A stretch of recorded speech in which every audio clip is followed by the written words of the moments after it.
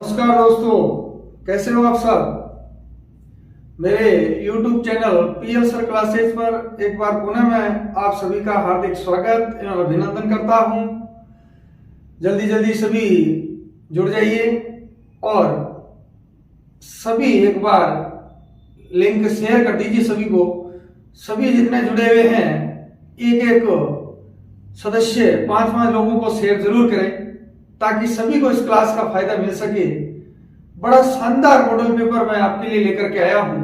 पिछले 2 पेपर जो आपने दिए उनमें जो क्वालिटी थी, उनमें जो आपने प्रश्न देखे, उनकी जो गुणवत्ता थी, उनसे भी बेहतरीन प्रश्न मैं आप लोगों के लिए, उससे भी बेहतरीन क्लास मैं आप लोगों के लिए लेकर के आया हूं। तो आप सभी फटाफट जुड़ जाइए और अपने दोस्तों को भी लिंक भेज करके क्लास से जुड़िए। और जो नए यूजर्स हैं मेरे YouTube पर, वो चैनल को सब्सक्राइब जरूर कर लें। एक से एक बढ़कर के आपको क्लासें मिलती रहेगी। तो चलिए शुरू करते हैं आज का अपना CET का मॉडल पेपर नंबर 3। चलते हैं पहले प्रश्न की ओर, सभी जुड़ जाइए। देखिए पहला प्रश्न है, अशुद्ध शब्द का चयन कीजिए। पूछा गया है अशुद्ध शब्द का चयन कीजिए। तो दोस्तों अगर अशुद्ध शब्द पूछा गया है, इसका मतलब 3 शुद्ध शब्द इसमें है और एक गलत शब्द है। वो गलत है वही आपका उत्तर है। तो देखते हैं, एक एक ऑप्शन की बात करते हैं।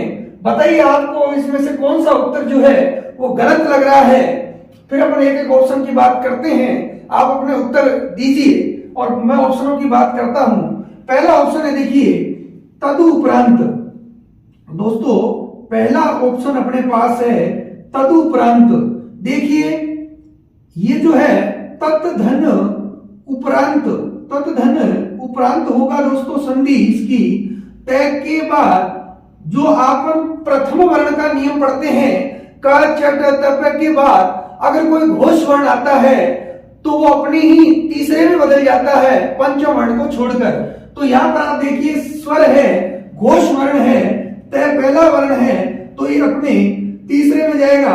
इसका तीसरा दे होता है आधा, आधे में ऊ की मात्रा मिली तो तदु बन गया, तदु उपरांत। तो दोस्तों आपका तदुपरांत पहला ऑप्शन तो सही है। दूसरा देखिए, दूसरा है पुनरुत्पादन। तो दोस्तों यह आपका होगा पुनर्धन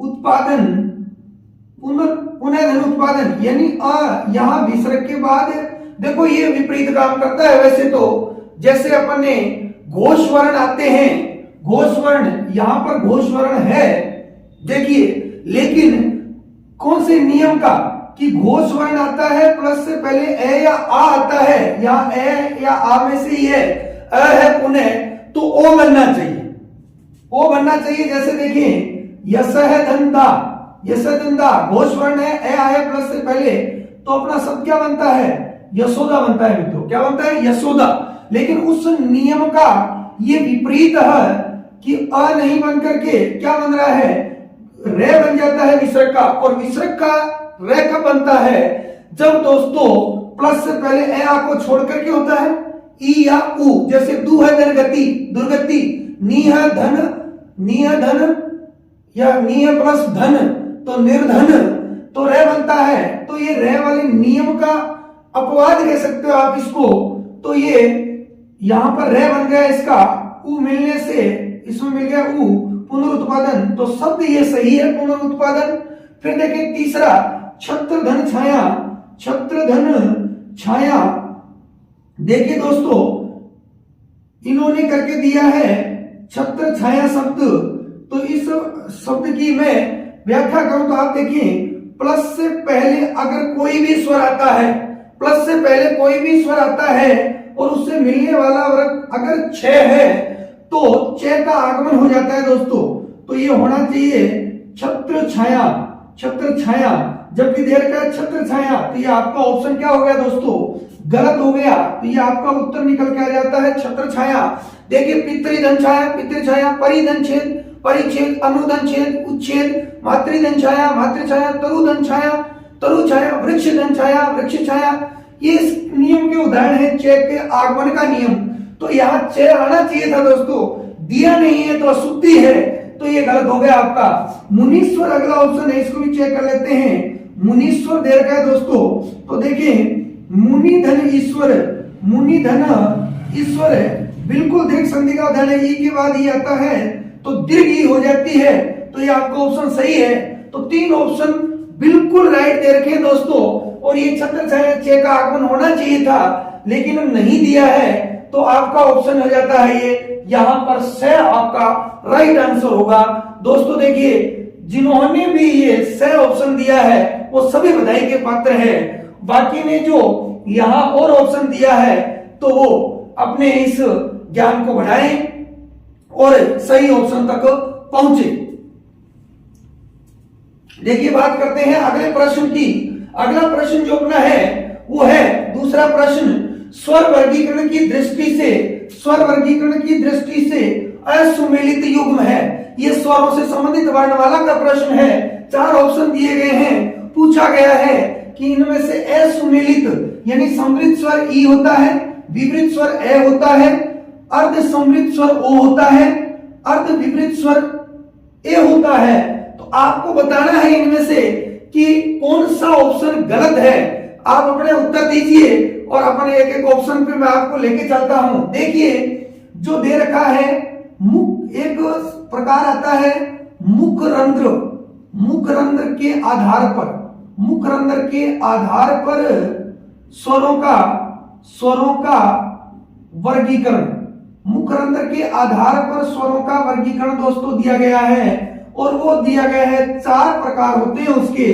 पहला होता है समृद्ध स्वर, दूसरा होता है दोस्तों विपरीत स्वर, तीसरा होता है अर्ध समृद्ध स्वर, अर्ध समृद्ध, और चौथा होता है अर्ध विपरीत। तो देखिए इनमें क्या आता है, आप इस मैं बता रहा हूं इसको बड़े शालीनता से, ढंग से, ज्ञान से सुनिए, जिंदगी में कभी नहीं भूलोगे, ये वादा है मेरा।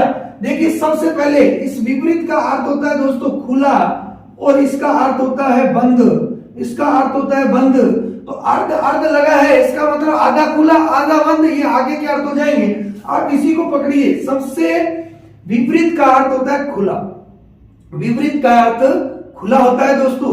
तो विपरीत जो है उसका खुला अर्थ है, दुनिया में एकमात्र ऐसा शब्द है, आप बोल के देखिए, जिसमें पूरा मुख खुलता है, ऐसा दुनिया में और कोई शब्द नहीं है। माँ शब्द है, देखिए दोस्तों माँ, पूरा मुख खुलता है, उसमें माँ, माँ में आता है आ, माँ में आप उच्चारण करो माँ तो आता है आ, तो विपरीत स्वर में आपका आ आता है। अब अगर मुंह खुला है तो खुले को क्या करेंगे, बंद तो करना पड़ेगा खुले को, तो बंद क्या करेंगे, क्या देके करेंगे, इससे आगे के 5 स्वर देकर के इसके मुंह को वापस खुले को बंद कर देंगे। तो इससे आगे के क्या आते हैं, ई उ और री, ये 5 आ जाते हैं, 5 को बंद कर दिया।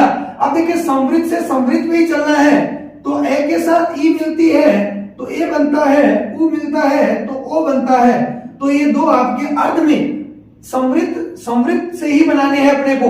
अब बाकी जो बच गए दोस्तों, आई बच गया, औ बच गया, ए बच गया, ये आपका अर्ध विपरीत होगा। तो इससे डायग्राम से अपन देख सकते हैं, एक एक को मिला करके आपने बहुत अच्छे आंसर दिए हैं। देखते हैं समृद्ध स्वर ई, देखिए समृद्ध स्वर, इसमें ई बिल्कुल आ रहा है, आपका ऑप्शन राइट है। उसके बाद अर्ध समृद्ध स्वर ओ, देखिए अर्ध समृद्ध स्वर ओ बिल्कुल आ रहा है, आपका आंसर राइट है। विपरीत स्वर ए, देखो विपरीत स्वर आ होता है, तो आपका आंसर यहां पर ये निकल के आ जाता है। अर्ध विपरीत स्वर ऐ बिल्कुल दे रखा है। तो दोस्तों आशा करता हूं आपको ये मेरी जो छोटी सी ट्रिक के माध्यम से ये प्रश्न को समझाने का आपको उद्देश्य था, उसमें मैं सफल रहा हूंगा। आप लोग आसानी से इसको समझ गए होंगे। चलते अगले प्रश्न की ओर। वर्तनी की दृष्टि से शुद्ध शब्द का चयन कीजिए। शुद्ध शब्द बताना है, इसका मतलब मित्रों इसमें 3 ऑप्शन गलत है, 1 सही है। देखिए आप आंसर दीजिए, देखते हैं। बहुत ही सरल है। पहला अंत्याक्षरी, दूसरा अंत्यक्षरी, तीसरा ऑप्शन है अंताक्षरी, चौथा ऑप्शन है आपका अंताक्षरी। देखिए आपको ये सही लग रहा होगा, अंताक्षरी, क्यों यही बोलते हैं आप। चलो विश्लेषण करते हैं प्रश्न का। अंत जो शब्द है, अंत शब्द है, इस अंत शब्द में यह प्रत्यय, कौन सा प्रत्यय, यह प्रत्यय जोड़ेंगे, यह प्रत्यय जोड़ेंगे तो अ प्रत्यय जोड़ने से अ और आधा ने, अब ये ऊपर लिखा है मैंने यहां लिख दो, आप चाहे इसको ऐसे लिख लो, एक ही बात है, ऐसे लिख लो तो, लेकिन यह जुड़ता है दोस्तों तो ये पहला अक्षर जो होता है वो आधा हो जाता है, तय आधा हो जाएगा। यह अब इसमें ये शब्द बन गया अंत्य, और अंत्य के साथ अक्षरी शब्द जुड़ा है, अक्षरी शब्द जुड़ा है, ए के बाद ए आता है दोस्तों तो आ में बदल जाता है, तो अंत या शरी शब्द बनेगा अंत्याक्षरी। तो आपका देखिए कौन सा ऑप्शन है, अंत्याक्षरी, पहला ही ऑप्शन आपका राइट होता है। बाकी दोस्तों तीनों ऑप्शन गलत है, आप समझ गए होंगे। अंत्य, अंत शब्द में यह प्रत्यय जुड़ा है पहले, तो शब्द बन गया अंत्य, अंत्य के आगे अक्षरी, अ और ए मिलकर के आ बना, तो अंत्याक्षरी शब्द आपका सही होता है। चलिए अगले ऑप्शन की बात करते हैं। अगला है किस विकल्प में संधि कार्य सही नहीं हुआ है, किस विकल्प में संधि कार्य सही नहीं हुआ है। तो दोस्तों देखते हैं एक एक को, आप अपने आंसर दीजिए, बहुत शानदार क्वेश्चन है, एक एक प्रश्न आप बढ़िया तरीके से बता सकते हैं। एक एक की बात करता हूं, देखो पहला दिया है इन्होंने पूरे है धन हित, पूरे है धन हित बराबर दे रखा है पुरोहित। बिल्कुल दोस्तों, अगर विसर्ग से पहले ए होता है, विसर्ग से पहले अ होता है और उसके बाद कोई भी घोष वर्ण आता है, घोष वर्ण आता है, तो विसर्ग जो है वो ओ में बदल जाती है। यहां देखेंगे विसर्ग से पहले ए आया है आपका घोष वर्ण है घोष वर्ण है, तो इसका विसर्ग का ओ बनेगा तो पुरोहित होगा, तो आपका राइट आंसर है ये। अगला है मन है धन कामना, मन है धन कामना। देखिए दोस्तों विसर्ग से पहले ए आया है, आपको ये राइट लग रहा होगा मनोकामना, बिल्कुल, क्योंकि मनोकामना अपन जीवन में बहुत बोलते हैं मनोकामना, लेकिन व्याकरणिक दृष्टि से दोस्तों यही ऑप्शन आपका गलत है, क्योंकि व्याकरणिक दृष्टि से कोई भी मनोकामना शब्द हिंदी में नहीं होता है। रोज जाके ईश्वर से कहते हो ना मेरी मनोकामना पूर्ण करना भगवान, आप गलत बोलते हो, इसीलिए वो पूरी नहीं करते। तो आज से मने कामना बोलना, मनोकामना मत बोलना ताकि पूरी हो जाए, ठीक है। देखिए मने कामना, अभी अपन ने पढ़ा था विसर्ग से पहले ए आता है, बिल्कुल ए आया है, और घोष वर्ण हो तो ही वो भी बदलता है। यहाँ घोष वर्ण नहीं है, यहाँ ए घोष वर्ण है, तो विसर्ग जो का क्यों रहेगा, शब्द होगा मने कामना, शब्द होगा मने कामना। यानी विसर्ग से पहले ए आ आता है और उसके बाद क प ये स अगर ये आता है तो विसर्ग ज्यों का त्यों, ज्यों का त्यों रहता है दोस्तों। जैसे देखिए प्रातः धन काल, प्रातः काल, पय धन पान, पय पान, रजय धन कण, रजय कण, अधय धन पतन, अधय पतन, अधो पतन नहीं होगा, रजो कण नहीं होगा, वैसे ही मने कामना होगा, मनोकामना नहीं होगा। तो आपको उत्तर मिल गया होगा। ये मने कामना शब्द जो है ये आपका गलत है यहां, क्योंकि इन्होंने दे रखा है मनोकामना, ये आपका गलत हो गया, ये यहां से राइट है, ये होता है इसका, ये गलत है। अगला ऑप्शन देखते हैं, सिरह धन मणि, सिरह धन मणि शब्द देख रखा है शिरोमणि, शिरोमणि बिल्कुल राइट है, क्योंकि ए आया है उसके बाद पंचम यानी घोष वर्ण है, ओ में बदलेगी विसर्ग तो शिरो होगा, बिल्कुल सही है। अधह धन गति, अधह धन गति, अगले में दे रखा है अधोगति, अधोगति बिल्कुल सही है, विसर्ग से पहले आया है ग तीसरा यानी घोष वर्ण है, विसर्ग ओ में बदलेगी अधोगति होगा। लेकिन अधय धन पतन आ जाए दोस्तों, देखें कई बार आता है परीक्षा में अधय धन पतन है, तो ये आपका अधय पतन ही होगा, क्योंकि देखें क प यह घोष वर्ण है, विसर्ग ज्यों का त्यों रहेगा। जैसे प्रातः काल में रहता है, जैसे रजय कण में रहता है, तो प्रातः काल ही होता है, रजय कण ही होता है, तो यहां पर भी ये अधय पतन ही होगा, अधो पतन नहीं होगा। अधोगति, ये आपका सही है, अधोगति दे रखा है। चलिए, जिन्होंने इस प्रश्न का उत्तर सही दिया वो बधाई के पात्र है, और जिन्होंने मनोकामना को सही माना वो और ज्यादा बधाई के पात्र है। कृपया करके अपने इस अशुद्धि को सुधारें। अगले प्रश्न की बात करते हैं। संयुक्त वर्ण गे के संबंध में उचित विकल्प है, ये तो आप आराम से बता ही दोगे। देखो जय यहाँ एक जैसे ऑप्शन लग रहे हैं ना, बड़ा आनंद आ रहा है। प्रश्न तो गलत होने जा रहा है।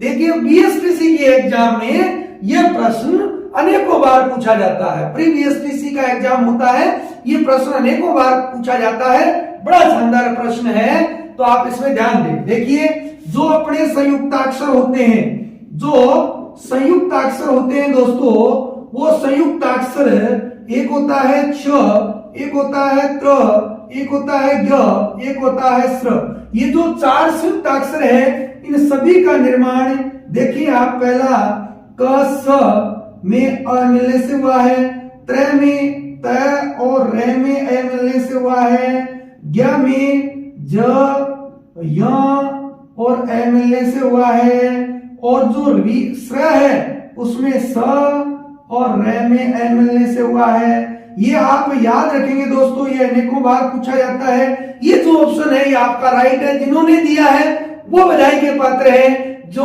गलत कर बैठे हैं वो पुनः विचार करें और जरूर एक बार देखें। तो आप देखिए दोनों आधे कहां पर आ रहे हैं, ये देखिए अ मिला हुआ है, आपका बी ऑप्शन सही होगा। देखते हैं अगला प्रश्न। निम्न में से कौन सा शब्द संधि का उदाहरण नहीं है? दोस्तों दीजिए उत्तर। आपके सामने 4 ऑप्शन दिए हैं। वागीश, सर्वोपरि, अभिषेक, लघुत्तम। संधि का उदाहरण नहीं है, ये पूछा गया है। मैं एक एक ऑप्शन की बात करता हूं, तब तक आप अपने आंसर दीजिए। देखिए वागीश शब्द दिया गया है, वागीश, तो ये बिल्कुल संधि का उदाहरण है, क्योंकि यहाँ पर बनता है वाक धन ईस, वाक धन ईस। दोस्तों देखिए, प्रथम वर्ण के बाद अगर कोई घोष वर्ण, स्वर घोष वर्ण आता है तो क अपने ही तीसरे में बदल जाएगा, तो ग बनेगा, ईस जुड़ने से वागीश बन जाएगा।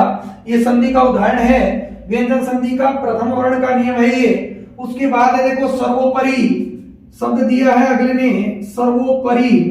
देखिए एक मात्रा होती है दोस्तों, एक मात्रा होती है, तो अपने गुण संधि पे जाना चाहिए सबसे पहले। तो सर्वधन ऊपरी, सर्वधन ऊपरी शब्द होता है। ए के बाद अगर उ आए तो ओ बन जाता है, तो ओ बनने से सर्वो बन गया, सर्वोपरि। इसमें भी संधि है दोस्तों, यहाँ व्यंजन संधि है, कचटतप का नियम, प्रथम वर्ण का नियम, यहाँ गुण संधि है। और अगला देखते हैं अभिषेक, अभिषेक, अभिषेक जो है ये भी संधि का उदाहरण है दोस्तों, क्योंकि अभिधन सेक, अभिधन सेक नियम कहता है प्लस से पहले ई या उ हो, और उसके बाद अगर ये दंत्य से आता है तो इसको मूर्धन्य से में बदल देते हैं। अभिषेक, सुधन, सुप्त, सुसुप्त, अभिधन सिक्त, अभिषिक्त, ये अभिषेक। तो देखिए दोस्तों, अनुधन संग, अनुसंग जो उदाहरण आते हैं, ये व्यंजन संधि में ये नियम अपना लागू होता है। तो तीनों में संधि है दोस्तों। यहां पर अगला ऑप्शन है अपना लघुतम, लघुधनतम। दोस्तों यहाँ कोई संधि नहीं है, ये मात्र संयोग है, ये मात्र संयोग है, कोई परिवर्तन नहीं आता। लघु में तम जोड़ दिया तो लघुतम ही रह गया। जहां कोई विकार नहीं उत्पन्न होता, विकार उत्पन्न नहीं होता, परिवर्तन नहीं आता, वो संधि नहीं संयोग कहलाता है। तो यहाँ पर संधि नहीं है लघुतम में, ये आपका ऑप्शन निकल करके आ जाता है। अगला देखते हैं दोस्तों, इसमें तो आसानी से आप पहचान गए होंगे। अगला देखिए, कौन सा शब्द परा उपसर्ग से निर्मित है? कौन सा शब्द परा उपसर्ग से निर्मित है? तो दोस्तों दीजिए, आप उत्तर दीजिए। वो शानदार प्रश्न है, परीक्षा में पूछा जाता है। देखिए आप उत्तर दीजिए। पहला है पराकरण, पराकरण शब्द अगले ने दिया है। एक एक ऑप्शन की बात करते हैं। तो पर, पर धन आ धन करण, पराधन आधन करण, ये है पराधन आधन करण। तो देखिए दोस्तों, परा धन आ धन करण, तो यहाँ आप देख सकते हो कि कौन सा शब्द परा उपसर्ग से निर्मित है। यहाँ पर ये आपका परा ऑप्शन आ जाता है, यही आपका आंसर निकल के आता है दोस्तों। लेकिन 4 ऑप्शन को और अपन देख लेते हैं। दे रखा है पराश्रित, पराश्रित, तो देखिए दोस्तों, पराश्रित पर धन आ धन श्रित, श्रित, तो देखिए आप पर आ रहा है, यहाँ पर आ रहा है उपसर्ग, लेकिन परा नहीं आ रहा। यहाँ आप पराधन आकरण भी कर सकते हैं, लेकिन आ भी एक उपसर्ग है, इसलिए परा रहेगा। उसके बाद है परायण, देखते हैं परायण, तो बहुत ही सरल है दोस्तों। देखो परधन अयन, परधन अयन, व्यंजन संधि का नियम कहता है कि कहीं पर भी न होता है उससे पहले र री और से होता है तो न में बदल जाता है, इस प्रकार ये प्रायण बना। उसके बाद है पराधीन, पराधीन, बहुत ही सरल है दोस्तों। देखो परधन अधिधन इन, तो यहां पर परधन अधिधन इन, तो ये आपका बड़ी मात्रा होगी दोस्तों, क्योंकि ई और ई मिलकर के पराधीन, तो पर उपसर्ग है, अधि उपसर्ग है, इन यहाँ पर मूल शब्द है, तो परायण भी सही है, पराधीन भी सही है। यहाँ पर इन सब में पर उपसर्ग आया है, लेकिन इसमें पराकरण में परा उपसर्ग आया है। तो दोस्तों, जिन्होंने भी पराकरण उत्तर दिया है उन सभी को बधाई, वो बधाई के पात्र है, क्योंकि उनका आंसर है एकदम राइट। अगले प्रश्न की ओर चलते हैं।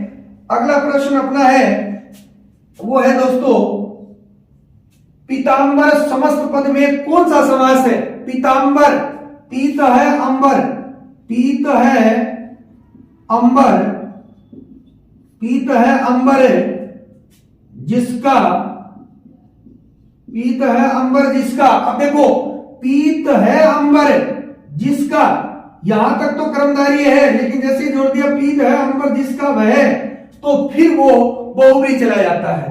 तो इसमें अपन बात करें तो आपका कर्मधारय और बहुव्रीहि दोनों दोस्तों उत्तर आते हैं। तो इस हिसाब से अगर ऑप्शन में बहुव्रीहि है तो आपका उत्तर बहुव्रीहि होना चाहिए। देखते हैं, कर्मधारय बिल्कुल इसमें है, बहुव्रीहि, बहुव्रीहि इसमें दोनों ऑप्शन साथ आ गए, तो आपको बहुव्रीहि को ही वरीयता देनी है। तत्पुरुष, इसमें कोई कारक की बात नहीं है, द्विगु कोई संख्या की बात नहीं है। तत्पुरुष में कार का अधिकरण होता है, कारक चिन्ह लिए जाते हैं, और द्विगु में संख्यावाची होता है पहला पद। तो समझ गए होंगे इस उत्तर को। अगला प्रश्न दोस्तों, किस शब्द में उपसर्ग एवं प्रत्यय दोनों है? बहुत अच्छा प्रश्न है, उपसर्ग एवं प्रत्यय दोनों है, तो दीजिए उत्तर दोस्तों आप। तब तक मैं आपको एक एक प्रश्न को हल करके दिखाता हूं। पहला है आपका पार्श्विक शब्द दे रखा है इसमें, पार्श्विक, तो ये शब्द बनता है दोस्तों पशुधन इक से, पशुधन इक से। देखिए पशु, ऊ के बाद अगर ए समान आता है तो ऊ का वे बनता है, और इक प्रत्यय के कारण ए आ में आ जाता है, ए आ में आता है तो पे का पा। यहाँ इक प्रत्यय के कारण में पिछले मॉडल पेपर में बात की थी, इक प्रत्यय जहां पर भी जुड़ता है ए को आ बना देता है, ई को ऐ बना देता है, ऊ को औ बना देता है। तो जो पार्श्विक पे था उसको पा बना दिया, से ऊ का बन गया वे, ई जुड़ा पार्श्विक, राइट। लेकिन यहाँ पर केवल प्रत्यय दिया गया है, पशु जातिवाचक संज्ञा शब्द है। अगला चेक करते हैं दोस्तों, पारिवारिक, पारिवारिक, बिल्कुल यहाँ इसको चेक करते हैं अपन। शब्द बनता है परिधन वारधन इक, तो दोस्तों देखो इक प्रत्यय है इसमें, परि इसमें उपसर्ग है, क्योंकि इक प्रत्यय जहां जुड़ता है आपको पता है पे को पा बना देगा, ए को आ बना देगा तो पा बन गया, री का री, वाह रे में ई की मात्रा जुड़ गई, पारिवारिक शुद्ध शब्द है। और देखिए परि और इक उपसर्ग भी है और प्रत्यय भी है, तो आपका उत्तर आएगा पारिवारिक, जिसमें उपसर्ग और प्रत्यय दोनों पूछे गए हैं, तो दोनों का ऑप्शन ये है। अगले ऑप्शन को भी चेक कर लेते हैं अपन, देखते हैं इसमें भी हो कहीं ऑप्शन गलत नहीं हो। रासायनिक, देखो शब्द बनता है रसायन, रसायन धन इक, इक प्रत्यय जुड़ते ही रे रा में बदल गया रासायनिक, तो केवल इक प्रत्यय है, रसायन मूल शब्द है।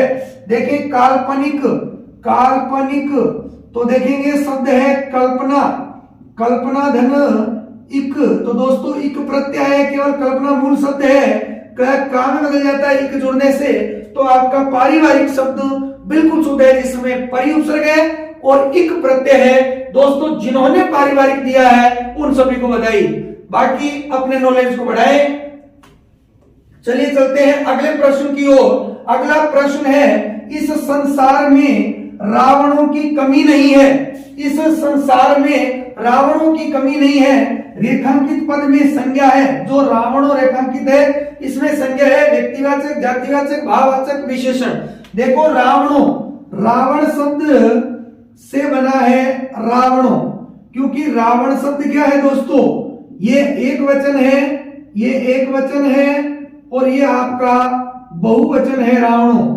तो एक वचन रावण संज्ञा शब्द है, संज्ञा वो भी है व्यक्तिवाचक, क्योंकि किसी का नाम दिया गया है। लेकिन एक नियम है, विशेष नियम ये कहता है कि यदि व्यक्तिवाचक संज्ञा का देखो अधिकांशतः व्यक्तिवाचक जो संज्ञा होती है वो एक वचन, सदैव एक वचन होती है, आदरार्थ शब्दों को छोड़ करके। अगर आदरार्थ की बात करें, आदर धन अर्थक, तो आदरार्थ की बात करें तो उसको छोड़ करके, इसको छोड़ करके सदैव एक वचन में होती है व्यक्तिवाचक संज्ञा। और यहां पर व्यक्तिवाचक संज्ञा बहुवचन दिया है रावणों, तो जब व्यक्तिवाचक संज्ञा बहुवचन में चली जाती है तो फिर वहां जातिवाचक संज्ञा मानी जाती है। तो आपका उत्तर होना चाहिए जातिवाचक। देखो भाव किसी एंगल से नहीं है, रावण नाम है, विशेषणवाचक कोई भेद ही नहीं होता, समुदाय द्रव्य जरूर होता है। व्यक्तिवाचक रावण होता तो होता, बहुवचन में चली गई जातिवाचक। तो समझ गए होंगे भली बात इस नियम को। एक पिछले मॉडल पेपर में बात की थी गरीबों, गरीब विशेषण है, बहुवचन में गया गरीबों तो जातिवाचक संज्ञा बन गया था। दो विशेष नियम आ चुके हैं, आप विशेष नियमों का ध्यान रखें। अगला प्रश्न है दोस्तों, सर्वनाम शब्द में प्रयुक्त नाम शब्द का आशय क्या है, बताइए। बहुत अच्छा है, ये जो सर्वनाम शब्द दिया गया है, सर्वनाम शब्द, इसमें ये दो शब्दों से मिलकर बना है दोस्तों, सर्व और नाम। ये पूछ रहा है ये जो नाम शब्द दिया गया है इसका आशय क्या है, यहां नाम का क्या आशय है। देखो इसका अगर शाब्दिक अर्थ की बात करें तो अर्थ होता है सबका नाम, सबका नाम। लेकिन नाम यहां पर क्या है, सबका नाम, संज्ञा के स्थान पर ही प्रयुक्त होता है। तो ये कहता है नाम को धारण करने वाला, नाम को धारण करने वाला, नाम को धारण करने वाला क्या होगा, आपका ये नाम का अर्थ होगा, इससे आशय होगा। देखिए जिन्होंने ये उत्तर दिया है नाम को धारण करने वाला, उनका आंसर बिल्कुल राइट है, सभी बधाई के पात्र हैं। तो समझ गए होंगे सर्वनाम शब्द सर्व और नाम दो शब्दों से मिलकर बना है, जिसका अर्थ होता है सबका नाम, यानी संज्ञा के स्थान पर प्रयुक्त होने वाले सभी शब्द क्या कहलाते हैं, सर्वनाम कहलाते हैं। और इस सर्वनाम में जो नाम शब्द आया है उससे आशय होता है नाम को धारण करने वाला, किसी का भी नाम है। क्योंकि मैंने कह दिया रमेश जयपुर जाता है, मैं कह दिया वह जयपुर जाता है, वह जयपुर जाती है, तो अपन ने किसी का भी नाम दिया, लड़का लड़की सबका नाम इसमें धारण कर लिया, इसीलिए नाम को धारण करने वाला है। नाम यहां पर इससे आशय है नाम से। अगला प्रश्न है दोस्तों, मैं अपना काम स्वयं करता हूं, मैं अपना काम स्वयं करता हूं, रेखांकित शब्द में सर्वनाम है। बहुत आसान है, आप कई बार इसका उत्तर दे चुके हो, कई दोनों मॉडल पेपर में इसकी बात मैं कर चुका हूं, तो आपको आसान सा है उत्तर आना चाहिए। तो इसमें मैं उत्तर आपसे मांगता हूं, जवाब दीजिए आप, लेकिन सीधा सा उत्तर है। देखिए जब भी स्वयं, स्वतः, खुद, आप ही, अपने आप, अगर ऐसे शब्द आते हैं कर्ता स्वयं खुद के लिए लेता है तो वहां पर नीचवाचक सर्वनाम होता है। देखिए संबंधवाचक जो सो यदि तो ये होता है पुरुषवाचक, जिसमें वक्ता श्रोता, ना श्रोता ना वक्ता की बात होती है। निज खुद के लिए आए तो निजवाचक सर्वनाम। निश्चयवाचक में यह वह होता है, संकेत होता है किसी हो, तो स्वयं है वो निजवाचक। जिन्होंने भी निजवाचक उत्तर दिया उनका बिल्कुल सही है। देखिए अगला प्रश्न देखते हैं, किस विकल्प में उद्देश्य विशेषण का प्रयोग हुआ है। बहुत अच्छा प्रश्न है, हो सकता है दोस्तों आपको यह प्रश्न का उत्तर ना आए, इसलिए मैं आपको सीधा इसमें ले चलता हूं। देखिए जो विशेषण है, विशेषण यानी उसको कहते हैं जो संज्ञा या सर्वनाम की विशेषता बताते हैं। उनमें से विशेषण जो है वो दो प्रकार के, एक उद्देश्य विशेषण होता है, उद्देश्य विशेषण, और दूसरा होता है विधेय विशेषण, विधेय विशेषण। देखिए दोस्तों, जो संज्ञा या कह सकते हैं सर्वनाम से पहले लगता है वो तो है आपका उद्देश्य विशेषण, और जो बाद में लगता है, बाद में यानी क्रिया से पहले लगता है, संज्ञा के बाद में लगता है, तो वो होता है विधेय विशेषण। अब एक एक वाक्य को अपन चेक करते हैं। देखिए, लड़के संज्ञा है, इससे पहले लगा है अच्छा विशेषण, तो आपका ये उद्देश्य होगा, उद्देश्य विशेषण, क्योंकि संज्ञा सर्वनाम से पूर्व लगने वाला उद्देश्य विशेषण कहलाता है। देखिए, दीपक संज्ञा पहले है, उसके बाद आया है ये, तो आपका ये विधेय विशेषण कहलाएगा। यह बात सच है, बात क्यों हो रही है, तो बात की विशेषता है, सच बाद में आया है, तो ये भी आपका विधेय विशेषण है। उक्त सभी हो ही नहीं सकते क्योंकि ये उत्तर पड़ा है। बहुत अच्छा उत्तर था दोस्तों, आप लोगों ने इसका उत्तर दिया होगा। जिन्होंने ए आंसर दिया था वो सब बधाई के पात्र है, बहुत अच्छा प्रश्न था। अगला है, महाविद्यालय में 40 आचार्य है, तो इसमें विशेषण है। बहुत बढ़िया दोस्तों, 40 यानी बात हो रही है संख्या की।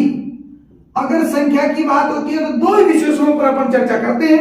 ये पहले भी मैं पूछ चुका हूं आपसे, दोनों मॉडल पेपर में ये प्रश्न आ चुका है। आपका आंसर आना चाहिए, आप आंसर दीजिए, देखते हैं किनका सही होता है।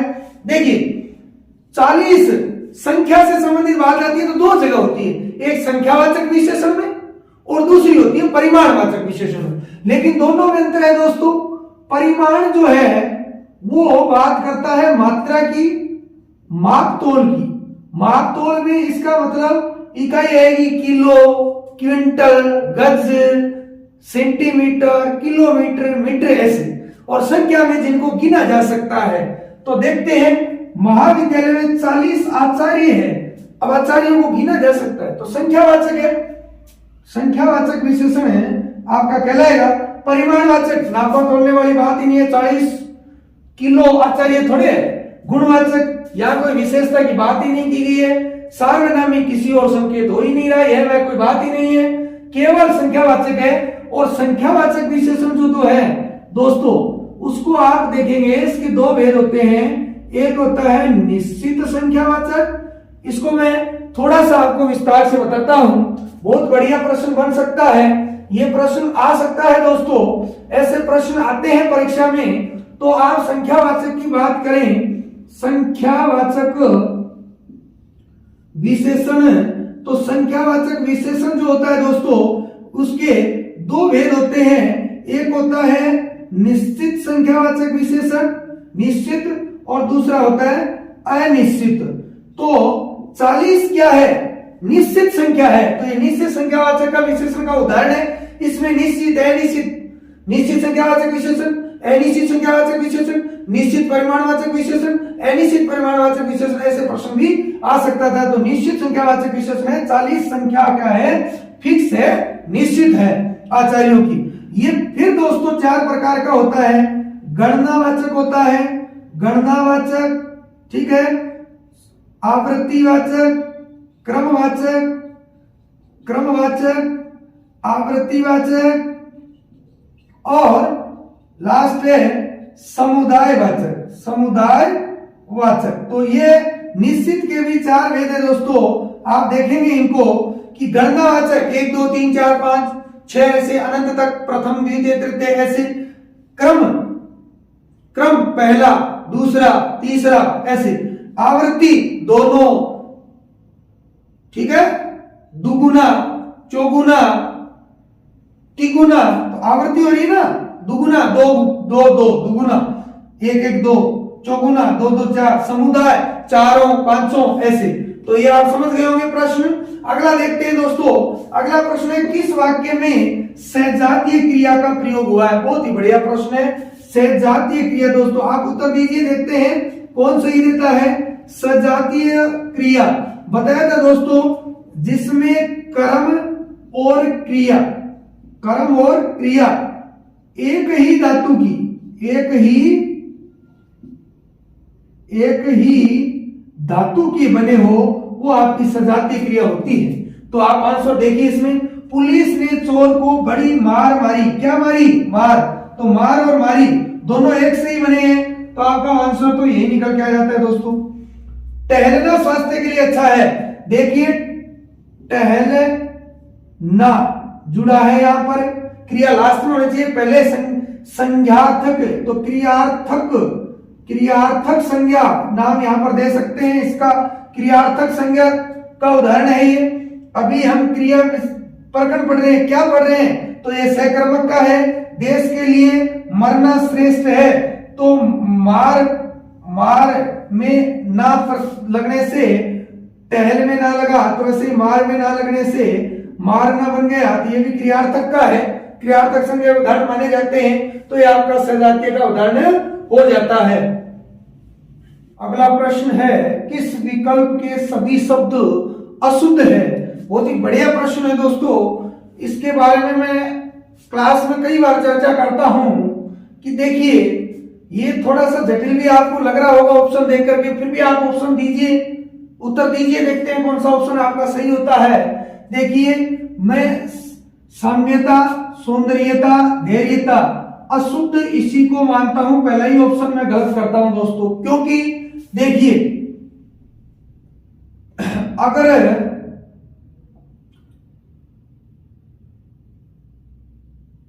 सम उपसर्ग है उसमें अगर अपन यह प्रत्यय जोड़ते हैं तो स का बन जाता है सा, में आधा हो जाता है साम्य, ठीक बैठता है। साम्य ता जोड़े तो समता होता है, ये सही है।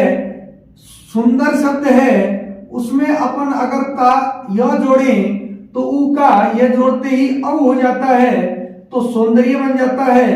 अगर ता जोड़ते हैं तो दोस्तों सुंदरता होता है। और अगर धैर्य यानी धीर है उसमें यह जोड़ें तो दोस्तों धैर्य होगा, और ता जोड़ें तो धीरता होगा। ये ऑप्शन आपके सही होते हैं, लेकिन यह साम्यता, सौंदर्यता, धैर्यता ये गलत है। क्यों है?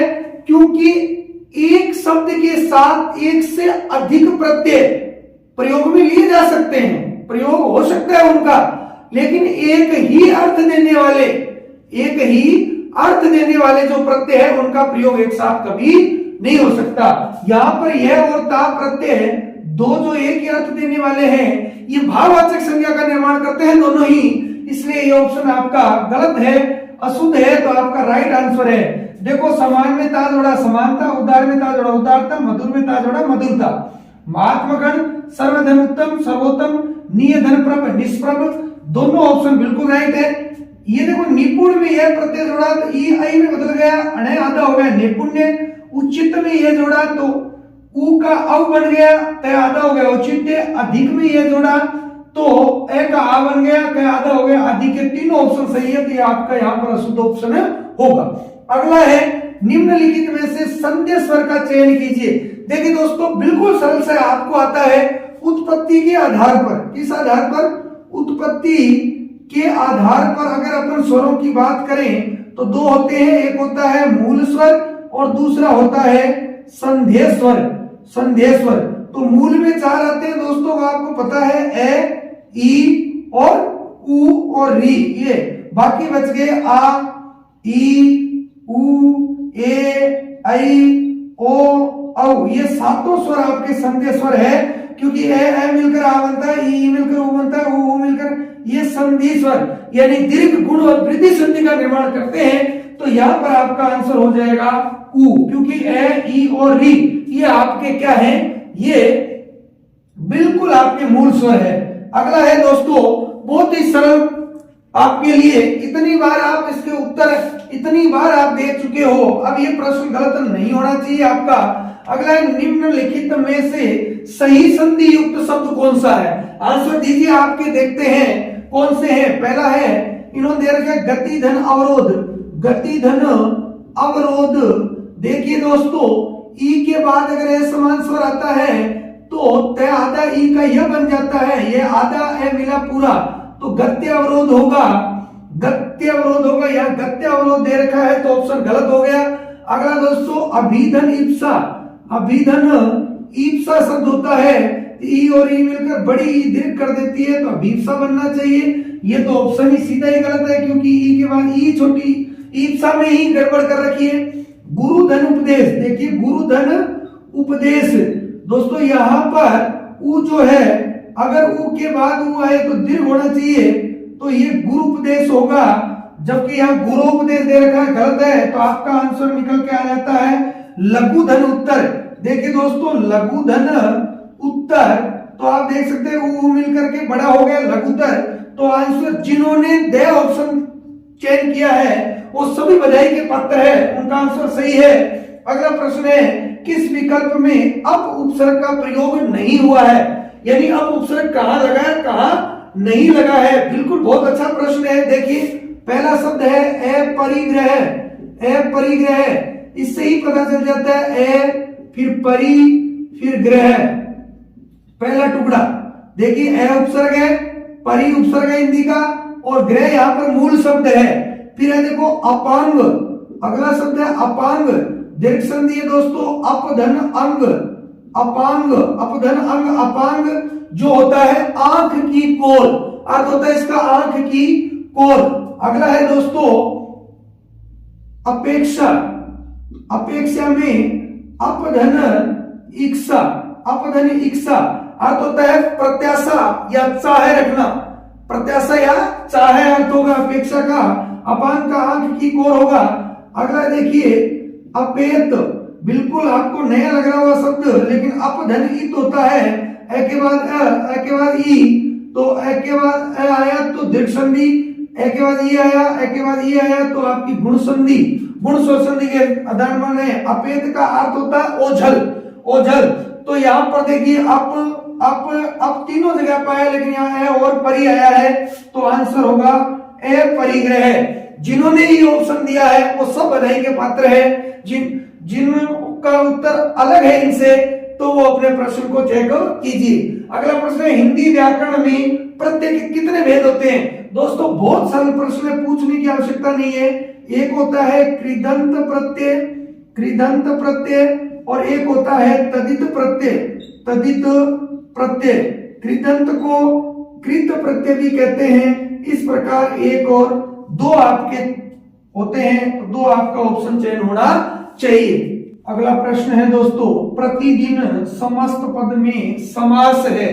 प्रतिदिन जो समस्त पद दिया गया है, मैंने आपको पिछले मॉडल पेपर में ये बताया था कि समास का शाब्दिक अर्थ संक्षिप्त रूप या पास पास बैठाना होता है और जो समास है उसको सामासिक पद और समस्त पद भी कहा जाता है। तो प्रतिदिन जो समस्त पद है इसमें समास कौन सा है बताना है। अव्ययीभाव है, तत्पुरुष है, कर्मधारय है, बहुब्रीहि है। तो जल्दी से उत्तर दीजिए, बहुत आसान है, बहुत ही आसान है। देखिए दोस्तों अव्ययीभाव जो समास होता है, अव्ययीभाव, अव्ययीभाव समास में मैंने बताया था आपको पद प्रधानता की बात करूं तो प्रथम पद प्रधान होता है, पहला पद इसमें प्रधान होता है, पहला पद अव्ययीभाव होता है, अव्यय होता है और शब्दों की पुनरावृत्ति होती है जैसे दिन दिन, दिनों दिन, रातों रात ऐसे। और एक बात हो, संस्कृत के उपसर्ग युक्त जो शब्द होते हैं वो इसमें आते हैं। तत्पुरुष में कारक चिन्हों की विभक्तियां जो होती है वो सम्मिलित होती है। कर्मधारय में कई पेपरों में बात कर चुका हूं मैं, दोनों में कर्मधारय में विशेषण और विशेष्य की बात होती है या उपमेय या उपमान की बात होती है।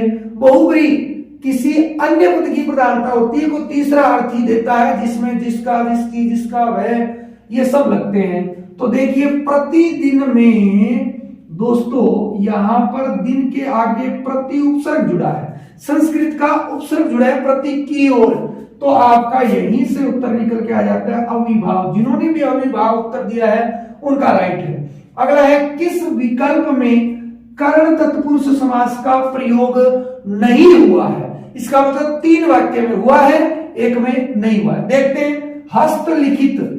दोस्तों पहला है हस्तलिखित। देखिए अपन कर्ण तत्पुरुष की बात करें, कर्ण तत्पुरुष, तो दोस्तों जो कर्ण तत्पुरुष है इसमें से या के द्वारा ये इसकी विभक्ति होती है। तो हस्तलिखित, तो अपन कहते हैं हस्त के द्वारा लिखित, हस्त के द्वारा लिखित या हस्त से लिखित। दूसरा है रेल यात्रा, रेल यात्रा, तो रेल के द्वारा, द्वारा यात्रा, रेल के द्वारा यात्रा या रेल से यात्रा? रेल की यात्रा नहीं होता, रेल के द्वारा यात्रा होता है। आप किससे जा रहे हो? बस, बस द्वारा, रेल द्वारा, तो यही तो कहते हैं अपन। अगला है अकाल पीड़ित, अकाल पीड़ित, तो होगा अकाल से पीड़ित, अकाल से पीड़ित, तो के द्वारा से एक ही बात है, तीनों में कर्ण तत्पुरुष आ रहा है, देखिए आप तीनों जगह। अगला है ऋण मुक्त, ऋण मुक्त, तो दोस्तों ये होता है ऋण से मुक्त, ऋण से मुक्त। यहां आप अलग देखो से यहां भी लगा है, लेकिन आपका आंसर देख के पहचान लेना चाहिए। अपादान तत्पुरुष समास है इसमें, और अपादान में अलग होने का भाव होता है, और यहां ऋण से वो क्या हो गया? मुक्त हो गया, अलग हो गया। तो इसमें अपादान तत्पुरुष समास है, न कि कर्ण तत्पुरुष समास, क्योंकि अपादान में भी, अपादान तत्पुरुष में भी से विभक्ति होती है, लेकिन ये पृथक यानी अलग होने के योग में होती है। तो आंसर आपका निकल करके आ गया होगा दोस्तों। अगला प्रश्न देखते हैं। जिन्होंने भी ऋण मुक्त उत्तर दिया, आप सभी का उत्तर बिल्कुल राइट है, आप बधाई के पात्र हैं। जो नहीं दे पाए वो सीखिए, आगे काम आएंगे ये चीजें। किस विकल्प में व्यक्तिवाचक संज्ञा का प्रयोग नहीं हुआ है? फिर वही बात है, नहीं हुआ है, इसका मतलब 3 में हुआ है। देखिए पहला ऑप्शन है ऋग्वेद, ऋग्वेद देखिए वेद होते हैं, उन वेदों का एक विशेष नाम है तो व्यक्तिवाचक। पश्चिम, अगला है पश्चिम, पश्चिम दिशा है तो दिशा का नाम है, विशेष की बात हो रही है। गाय, और अगला है सतपुड़ा, तो ये अरावली पर्वत श्रृंखला की बात हो रही है, तो यहां पर ये विशेष की बात हो रही है। तो 3 जगह व्यक्तिवाचक है, लेकिन गाय जातिवाचक है। ये जाति का बोध करवा रही है, क्योंकि यहां पर किसी विशेष गाय का नाम नहीं दिया गया है। जैसे महादेवी वर्मा द्वारा रचित एक कहानी आती थी, आप पढ़ते हो गोरा गाय, तो गोरा गाय अगर नाम आता तो आपकी व्यक्तिवाचक हो जाती, तो आपका ऑप्शन हो जाएगा गाय। जिन्होंने भी सही ऑप्शन दिया है उनका बिल्कुल राइट है, आप सही दिशा में अग्रसर है, आप बधाई के पात्र हैं। अगला है आज के जमाने में कोई हरिश्चंद्र नहीं है, रेखांकित पद में संज्ञा का भेद है। दोस्तों बहुत अच्छा प्रश्न है, इसका उत्तर दीजिए आप, मैं आपके उत्तर की प्रतीक्षा में हूं। बहुत बढ़िया प्रश्न है। देखो नाम देखा आपने हरिश्चंद्र, हरिश्चंद्र, पहली बात तो दोस्तों इसमें संधि पूछी जाती है, इसमें संधि पूछी जाती है, तो आपको हर हाल में याद होना चाहिए, ये शब्द बहुत बार आता है। हरिधन चंद्र, हरिधन चंद्र, हरिधन चंद्र, तो ये से अगर आता है तो इस विसर्ग का ये आधा से बन जाता है, यही बना है। देखो हरिश्चंद्र, मात्रा छोटी होगी। अगर देखो हरि ईश्वर की बात कर रहा है, अगर ये हो गया ना तो हो जाएगा कोई ये कलैया तुलाते मुझे हरी हरी चुड़िया, इसका मतलब रंग की बात कर रहा है, तो ये हरि होता है। बिल्कुल ये यहाँ पर संधि आप याद रखेंगे इसमें। लेकिन हरिश्चंद्र आप एक नाम लेके चल रहे हो दोस्तों, नाम लेके चल रहे हो, अधिकांश के उत्तर यहाँ व्यक्तिवाचक संज्ञा आ रहा है कि हरिश्चंद्र तो नाम है, लेकिन यह विशेष नियम की बात है, ये नाम के लिए नहीं आ रहा। यहाँ हरिश्चंद्र जो है वो सत्यवादी के लिए आ रहा है, सत्यवादी अर्थ के रूप में आ रहा है, ये नाम के रूप में। हरिश्चंद्र केवल नाम देता है, हरिश्चंद्र अच्छा लड़का है तो व्यक्तिवाचक। लेकिन आज के जमाने में कोई हरिश्चंद्र नहीं है, यानी आज के जमाने में कोई सत्यवादी हरिश्चंद्र नहीं है, सत्यवादी के लिए है सारे, तो सारे सत्यवादियों के लिए बात, सभी के लिए बात हो रही है, तो जातिवाचक होगा। क्या होगा? जातिवाचक होगा। विशेष नियम ये कहता है कि हरिश्चंद्र यहाँ एक के लिए नहीं है, अनेकों के लिए आया है। आज के जमाने में कोई, यानी कोई भी, सभी, कोई सत्यवादी, हरिश्चंद्र का मतलब सत्यवादी नहीं है। अगला देखिए, आप सर्वनाम का प्रयोग किस रूप में नहीं किया जाता, किस रूप में नहीं किया जाता। तो दोस्तों ये आप उत्तर बताएंगे, बहुत शानदार प्रश्न है। देखो आप जो है वो शब्द जो है आप उत्तर दीजिए, मैं देखता हूं यहां पर। एक तो आप देखो पुरुषवाचक सर्वनाम जो होता है, पुरुषवाचक सर्वनाम, उस पुरुषवाचक सर्वनाम में दोस्तों एक तो मध्यम पुरुष में होता है, मध्यम पुरुषवाचक में, और एक होता है अन्य पुरुषवाचक में, अन्य पुरुषवाचक में। एक आप पीछे प्रश्न पढ़ के गए थे, निजवाचक, निजवाचक विशेषण में होता है, बिल्कुल होता है दोस्तों। देखिए मध्यम में क्या होता है, मध्यम का अर्थ मैं उत्तम, तो मध्यम पुरुषवाचक में, मैं बोल रहा हूं उत्तम पुरुषवाचक मेरे लिए आया है, आप सुन रहे हो तो मध्यम पुरुषवाचक हो आप। मैं कह रहा हूं कि आप ये काम कर लेना, तो आपको कहा ना मैंने, तो मध्यम पुरुषवाचक के लिए आएगा। एक अन्य पुरुषवाचक, मैं बोल रहा हूं आप सुन रहे हैं, लेकिन मैं कह किसी तीसरे के लिए, अन्य के लिए रहा हूं। मैं कहता हूं कि महात्मा गांधी अहिंसा के पुजारी थे, महात्मा गांधी अहिंसा के पुजारी थे, आप राष्ट्रपिता कहलाते हैं। मैं बोल रहा हूं आप सुन रहे हो, लेकिन बात महात्मा गांधी की कर रहा हूं, महात्मा गांधी के लिए आप आया है, तो अन्य के लिए, तो अन्य पुरुषवाचक सर्वनाम। निजवाचक में खुद के लिए होता है, मैं अपने आप चला जाऊंगा, मैं अपने आप पढ़ लूंगा, तो खुद के लिए आता है। लेकिन पुरुष, इसमें ऑप्शन चेक करते हैं उत्तम पुरुषवाचक, बिल्कुल ये गलत है। उत्तम में मैं और हम आता है, यहां पर आप नहीं आता, तो ये आंसर आपका पहला ही निकल के आ जाता है कि यहां पर नहीं होता। मध्यम पुरुषवाचक बिल्कुल होता है, अन्य पुरुषवाचक बिल्कुल होता है, निजवाचक बिल्कुल होता है। अगला प्रश्न अपना है, पशुओं में लोमड़ी सर्वाधिक चालाक है। वाक्य में विशेषण की किस अवस्था का प्रयोग हुआ है? मूलावस्था, उत्तमावस्था, उत्तरावस्था। देखिए दोस्तों, विशेषण की जो अवस्थाएं हैं, वो अवस्थाएं जो है वो कितनी है? 3 अवस्थाएं हैं विशेषण की। एक तो स्थिति है मूलावस्था, जो मूल है, वास्तविक है। एक है उत्तरावस्था, उत्तरावस्था, और एक है उत्तमावस्था, उत्तमावस्था। तो दोस्तों इसमें आप देखोगे कि ये तो मूल स्थिति है, जैसा है वैसा का वैसा ही। उत्तरावस्था में 2 में तुलना की जाती है, अगर 2 के अंदर कोई श्रेष्ठ है तो वो उत्तरा अवस्था होगी, और उत्तमा अवस्था सभी में श्रेष्ठ की बात करता है, जो सभी में, तो सभी में, सबसे, सर्वाधिक, ऐसे शब्द यहां लगेंगे। सब में राम श्रेष्ठतम है, राम सभी में अच्छा है, राम सबसे अच्छा है, तो ये सब यहां पर उत्तम अवस्था में आएगा। तो यहां आप सर्वाधिक चालाक है। पशुओं में लोमड़ी सर्वाधिक चालाक है, पशुओं में, तो सभी पशुओं में है, तो सर्वाधिक सभी की बात हो रही है, तो उत्तमावस्था कौन सी होगी?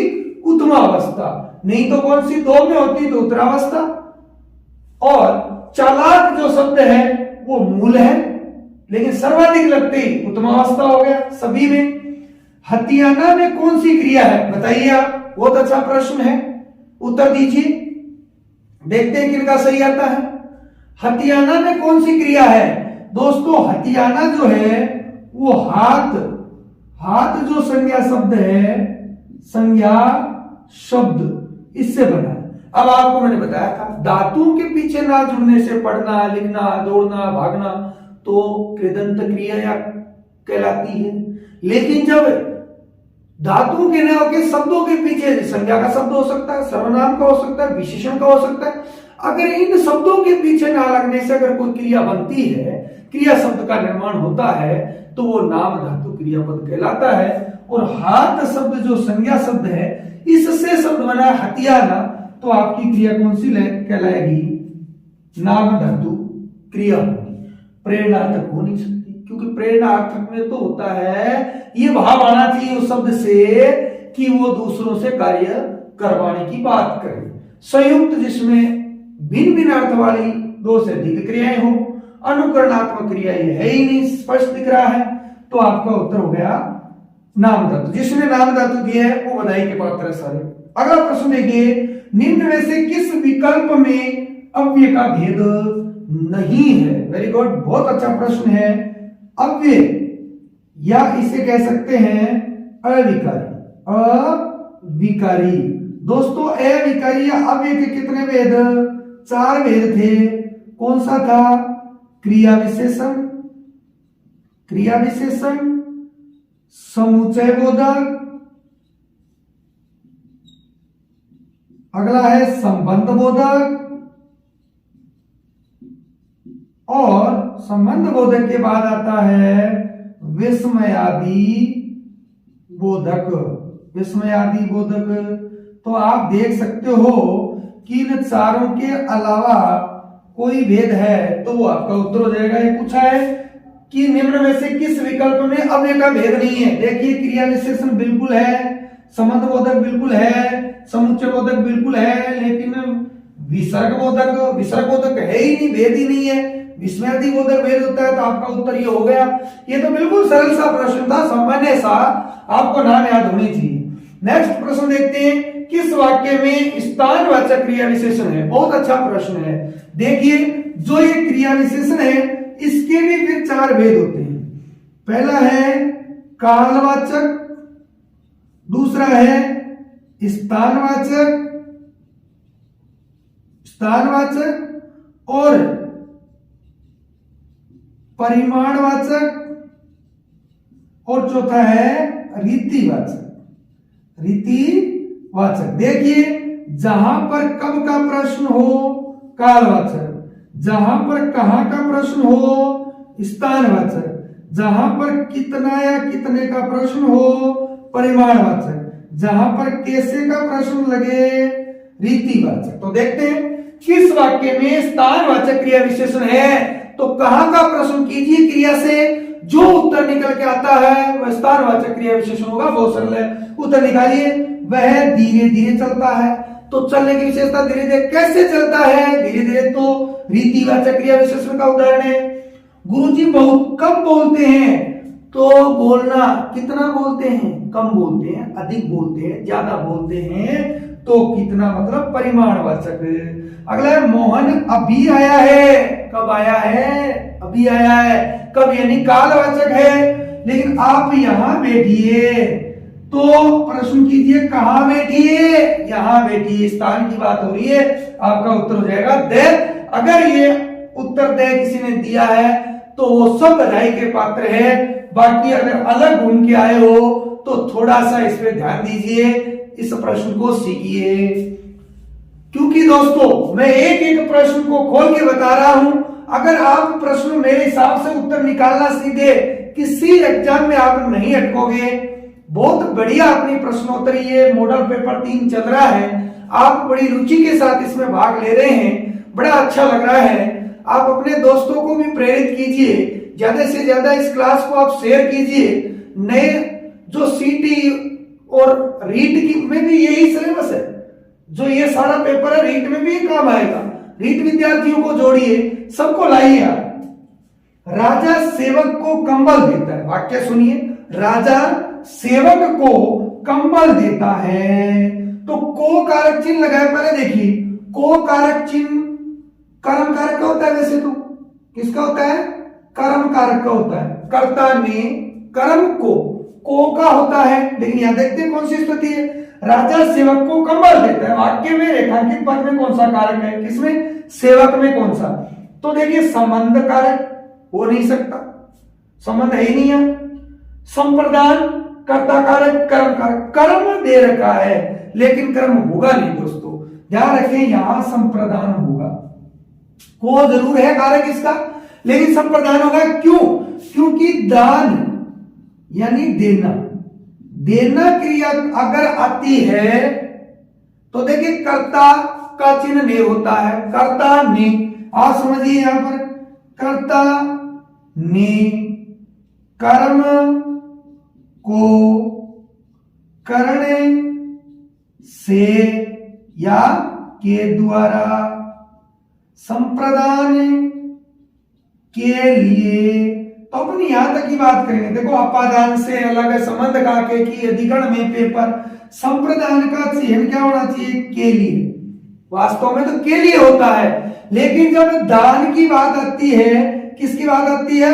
दान की बात आती है दोस्तों, देना क्रिया की बात आती है, तो हमेशा संप्रदान कारक माना जाएगा। और दान या देना क्रिया का बोध नहीं हो तो को कारक जो है वो कर्म कारक में ही माना जाएगा। यहां पर आपका के लिए ही होगा। समझ गए होंगे भली बात। अगला प्रश्न है, किस विराम चिन्ह का प्रयोग वाक्य की समाप्ति सूचक चिन्ह के रूप में किया जाता है? वाक्य की समाप्ति, सीधी सी बात है यार, बहुत सरल कॉमन सा प्रश्न है। वाक्य समाप्ति तो बिल्कुल पूर्ण रूप से ठहराव की बात होती है, विराम की बात होती है, तो आपका पूर्ण विराम होता है, कहने की आवश्यकता नहीं है। बिल्कुल सरल सा प्रश्न है। उपविराम नहीं होता, दो बिंदु लगते हैं। विस्मयादि बोधक पूर्ण विराम, आश्रय की, हर्ष की, शोक की बात होती है। अल्प विराम ये तो थोड़ा रुकने के लिए होती है, तो पूर्ण विराम ही। किस विकल्प का वाक्य शुद्ध है ये बताइए। बहुत अच्छा प्रश्न है। ऐसे प्रश्न आते हैं, परीक्षा ऐसे प्रश्नों से ही होती है। आप बता पाएंगे ये आशा करता हूं आपसे। उत्तर दीजिए, देखता हूं। हमें प्रातः काल के समय घूमना चाहिए, क्या यह शुद्ध है? शुद्ध लग रहा है ना, लेकिन अशुद्ध है। क्यों? क्योंकि प्रातः काल और के समय अनावश्यक शब्द पुनरावृत्ति। या तो कहें हमें प्रातः काल घूमना चाहिए, या कहें हमें यही होना चाहिए के समय प्रातः काल है। प्रातः काल यानी के समय, तो काल समय तो होता है, प्रातः काल समय तो है, तो ये गलत हो गया बिल्कुल। तुम्हें राम कुमार की एकांकी कैसी लगी? बहुत ठीक, आपको शुद्ध पंक्ति लग रही होगी, बिल्कुल शुद्ध लग रही होगी, लेकिन दोस्तों ये भी गलत है। कैसे है? आश्चर्य होगा मेरी बात पे, आपको ऐसा लगेगा भी पहली बार सुन रहे हो तो, और किसी ने पढ़ रखा है तो बहुत अच्छी बात है। देखो एकांकी शब्द जो है ये पुल्लिंग होता है। क्या होता है? ये पुल्लिंग होता है दोस्तों, और पुल्लिंग होने के कारण यहां तुम्हें राम कुमार की नहीं आएगा, राम कुमार का आएगा, केसी की जगह केसा आएगा, और यहां लगाएगा।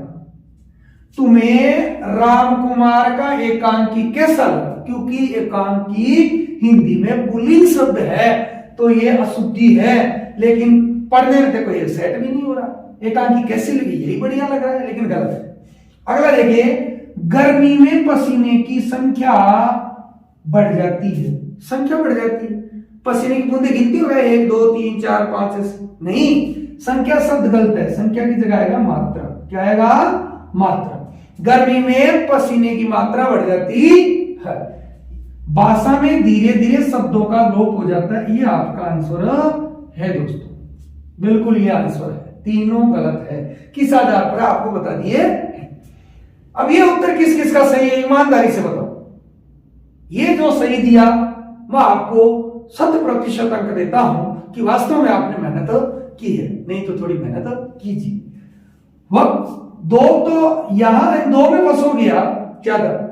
वक्र शब्द का सही विलोम है, विलोम शब्द। देखो पिछले मॉड्यूल में मैंने ये बात की थी, रिजु शब्द की बात आई थी, और वहां पर मैंने कहा था इसका विलोम शब्द आ सकता है, यही है।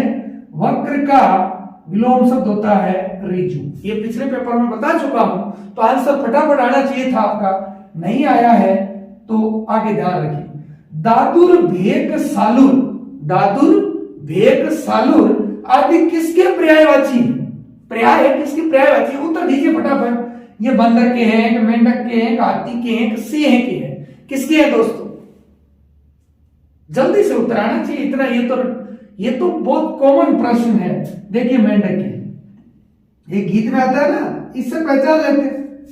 दादुर मोर पपैया बोले, कोयल कर रही शोर, तो दादुर मेंढक, दादुर मोर पपैया बोले, मेंढक बोले, मोर बोले, पपैया बोले, ठीक है, तो दादुर है मेंढक। अगला है, अवसर का लाभ उठाने के लिए उपयुक्त विकल्प है। बहुत अच्छी बात है, अवसर का लाभ उठा। देखो सीधा सा उत्तर आप दीजिए पहले 4 ऑप्शनों में से। फूलाना, समाना, अंगारों पर पैर रखना, आकाश पाताल एक कर देना, बहती गंगा में हाथ धोना, यही होता है। बहती गंगा में हाथ धोना यानी अवसर का लाभ उठाना। ये नहीं हो सकता खुला समय में बहुत प्रसन्न होना, अंगारों पर पैर रखना, कठिन परीक्षा से गुजरना, अंगारों पर रखना, कठिन एक मुसीबत को मोल लेना, कुछ भी कह सकते हो, आकाश पाताल एक करना यानी जी तोड़ मेहनत करना। तो यही है बहती गंगा में हाथ धोना। अगला प्रश्न है दोस्तों, किस प्रशासनिक शब्द का हिंदी अर्थ संगत नहीं है? गलत है वो बताना है। देखिए, ग्रांट, ग्रांट का अनुदान होता है, बिल्कुल राइट है। इनको ध्यान से देख लेना दोस्तों, ये याद होनी चाहिए आपको। ग्रांट का अनुदान होता है, सही है। डेपुटेशन, प्रतिनियुक्ति, बिल्कुल सही है। डेपुटेशन का अर्थ प्रतिनियुक्ति ही होता है। अकेडमी, स्थगन, गलत है दोस्तों, क्योंकि अकेडमी जो होता है उस अकेडमी का अर्थ अकादमी होता है। अकादमी क्या होगा? अकादमी होता है, स्थगन नहीं होता। एडजर्मेंट, एडजर्मेंट का अर्थ होता है स्थगन। और सबऑर्डिनेट, अधीनस्थ, ये भी सही है। तो आपका अकेडमी वाला प्रश्न होगा, क्योंकि अकादमी होना चाहिए, ये संगत नहीं है। अगला है, खड़ी बोली हिंदी का विकास किस अपभ्रंश से माना जाता है? अपनी जो खड़ी बोली हिंदी है उसका जो विकास है वो कौन सी अपभ्रंश से माना जाता है? मागधी अपभ्रंश से, अर्धमागधी अपभ्रंश से, पेशाची अपभ्रंश से, स्वरसेनी अपभ्रंश से। तो बताइए दोस्तों कौन सा है? उत्तर दीजिए। देखिए, खड़ी बोली का स्वरसेनी से। खड़ी बोली हिंदी का जो विकास है वो स्वरसेनी जो अपभ्रंश है उससे माना जाता है दोस्तों। अगला है, अकाउंट का हिंदी अर्थ किस विकल्प में है? वेतन, ब्यौरा, वित्त, लेखा। बताइए दोस्तों, बड़ा अच्छा प्रश्न है। प्रशासनिक शब्दावली में तो कोई समझने वाली बातें ही नहीं कि संज्ञा सर्वनाम है, वे जातिवाचक होगी, व्यक्तिवाचक होगी, ये सर्वनाम है कि विशेषण है, वो समझने की जरूरत है। ये तो सीधी रटंत विद्या है। आना चाहिए कि अकाउंट का अर्थ क्या होता है। दीजिए ऑप्शन। देखिए, अकाउंट का समानार्थी जो होता है वो लेखा होता है। अब जिन्होंने डी ऑप्शन दिया है, दिया है, वो सब भलाई के पात्र है। बाकी अपनी तैयारी को दुरुस्त करें। अगला प्रश्न है, इस पत्र को पाने वाले अधिकारी को नाम या उपनाम से संबोधित किया जाता है? ऐसा कौन सा पत्र है जिसको पाने वाले अधिकारी को नाम या उपनाम से संबोधित किया जाता है? अर्ध सरकारी पत्र, टिप्पण, परिपत्र या अनुस्मारक पत्र। तो देखिए दोस्तों, यह आपका अर्ध सरकारी पत्र होता है। जिन्होंने भी उत्तर दिया है उन सभी का उत्तर सही है, वो सभी बधाई के पात्र हैं। अगला है, निविदा सूचना का उद्देश्य होता है। निविदा सूचना का उद्देश्य देखिए, निर्माण कार्य करवाना, सामान की नीलामी, सामान की आपूर्ति करवाना, उक्त सभी का। बहुत सरल प्रश्न। निविदा ठेका, तो देखो निर्माण कार्य करवाना भी होता है, सामान की नीलामी का काम भी निविदा में होता है, सामान की आपूर्ति करवाना वो भी होता है। तो ये सारे काम ही दोस्तों होते हैं। देखिए दोस्तों, अगला प्रश्न है, कुछ लड़के बहुत ज्यादा बोल रहे हैं। कुछ लड़के बहुत ज्यादा बोल रहे हैं, उक्त वाक्य में बहुत है। बहुत क्या है ये बताना है। प्रविशेषण, विशेषण, क्रिया विशेषण, प्रक्रिया विशेषण। बताइए, आंसर दीजिए फटाफट। स्पष्ट करता हूं मैं, प्रविशेषण, विशेषण। विशेषण दोस्तों अपन जानते हैं सब, संज्ञा या सर्वनाम की विशेषता बताने वाले शब्द विशेषण कहलाते हैं। और प्रविशेषण यानी इस विशेषण की विशेषता बताने वाले शब्द प्रविशेषण कहलाते हैं। और क्रिया विशेषण, क्रिया की विशेषता बताने वाले शब्द, क्रिया की विशेषता बताने वाले शब्द क्रिया विशेषण। और क्रिया विशेषण की विशेषता बताने वाले प्रक्रिया विशेषण।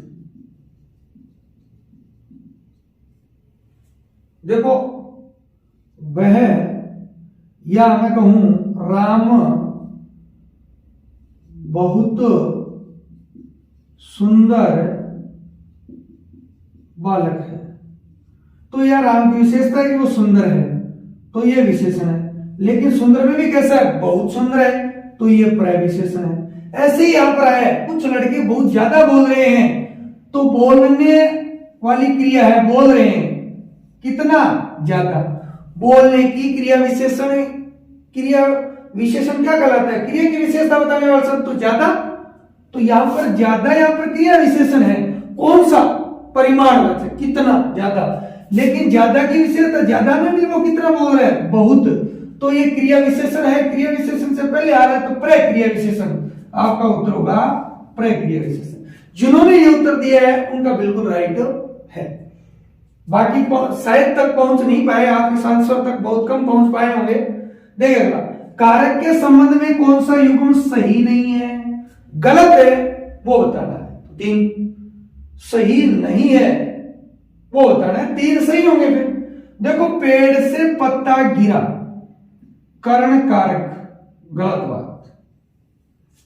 पेड़ से पत्ता गिरा वो तो अलग हो गया, और अलग होने के योग में अपादान पंचमी विभक्ति का प्रयोग होता है, अपादान कारक होना चाहिए था, तो ये तो गलत है, और गलत है भैया आपका उत्तर है।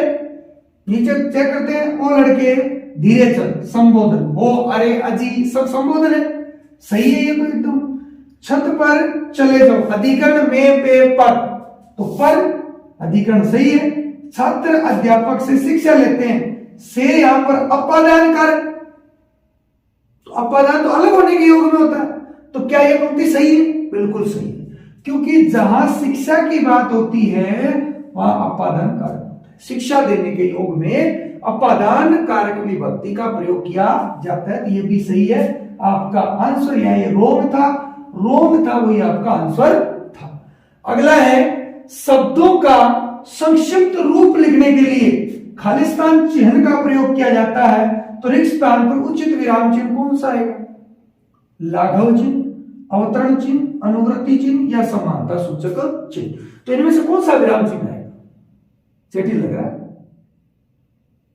बिल्कुल। चलो देखते हैं, ये देख दोस्तों, ये उत्तर होगा लाघव चिन्ह। इसको लाघव चिन्ह ये होता है, ये लाघव चिन्ह होता है। जैसे देखो, अपन कहते हैं ना, कृपया पृष्ठ उल्टे, पेपर आता है उसमें PTO अंग्रेजी में, please turn out, page turn out होता है ना, पेज टर्न आउट, तो आप बदलने की बात होती है, कृपया पृष्ठ प्लीज, ठीक है, पृष्ठ उल्टे, तो ये लगा रहता है ना, ये संक्षिप्त के लिए तो है, संक्षिप्त रूप, पूरा लिखना पड़ता था, कृपया पृष्ठ उल्टे, संक्षिप्त कर दिया, क प्रे और कु, तो लाघव चिन्ह का प्रयोग। अगला है, सही विपरार्थी युग्म का चयन कीजिए, जो सही है वो बता रहे हैं। देखिए, अनिवार्य आवश्यक, क्या ये सही है जोड़ा, अनिवार्य का विलोम शब्द आवश्यक होता है, इतना सोचने की जरूरत नहीं है बेटा, एकदम सामने दिख रहा है। अनिवार्य और आवश्यक तो एक ही चीज है। अनिवार्य जो है उसका ऐच्छिक होता है, आप सब्जेक्ट पढ़ते हो, एक कंपलसरी होता है, एक ऑप्शनल होता है। तो एक अनिवार्य हिंदी, तो एक हिंदी साहित्य जो ऐच्छिक हिंदी होती है, तो ऐच्छिक होना चाहिए था, गलत हो गया।